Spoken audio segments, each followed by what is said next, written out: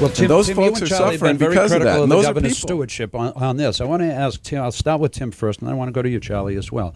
Tim, in 7 months, one of you three is likely to be sworn in as the next governor, okay? With all due respect to Jill Stein and others, I think it's going to be one of you three. So you got 7 months to go, and you've all been on the campaign trail. Can you, Tim, today give us your sense of $1 billion that you would cut out of this budget? $1 billion, specific cuts. If the budget deficit, the structural deficit, is going to be north of 2, I'm making this easy for you. This is all you have to do is hit half the loaf. And yeah, well, Tom, what you got to do is you first of all, you can't make specific cuts until you know what the situation and how much money you're going to have to make, because all you're doing then is building up opposition to those cuts within the legislature and within the public sector. But if you want to cut $1 billion, you've got to cut it across the board, 3-4%. It's got to include local aid.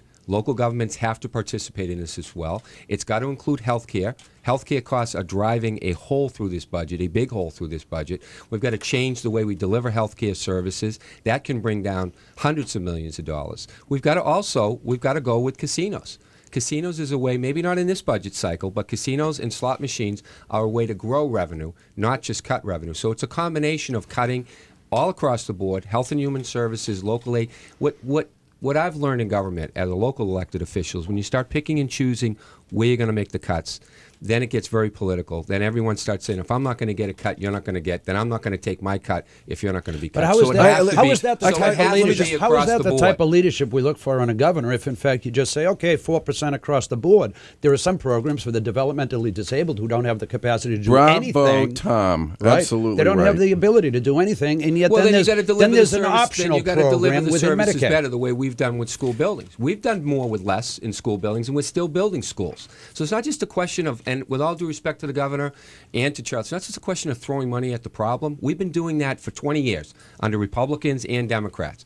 We just say if we level fund the budget or we add to the budget, then nobody should complain. But we're not getting at the root cause. A lot of this money is getting wasted, like it was when we were building schools. Tim, we're wasting that money. Now we're building schools at a lower cost, less money. It's getting delivered to the local community. We're not borrowing money the way we did with the big dig. All right, let's do it. Excuse me, Tom. You've been critical of the governor's stewardship. Tim just says, hey, SBAB. The governor says credit rating in the midst of the worst economy we can ever remember. And you're critical of these two, and yet they're each hitting pretty well. Look, all the credit agencies care about really is that the bondholders get paid. And if we raise taxes every year for the next 10 years, I think they'd be perffully fine with that. Well, actually, that's not the basis. That's not the basis for their side. The fact that we had a $2.4 billion rainy day fund, which you inherited as one of the reasons why they felt we did a good job weathering our way through this. The other thing they said was our economy is basically driven by two big elements, education and healthcare, both of which tend not to have the same issues in an economic downturn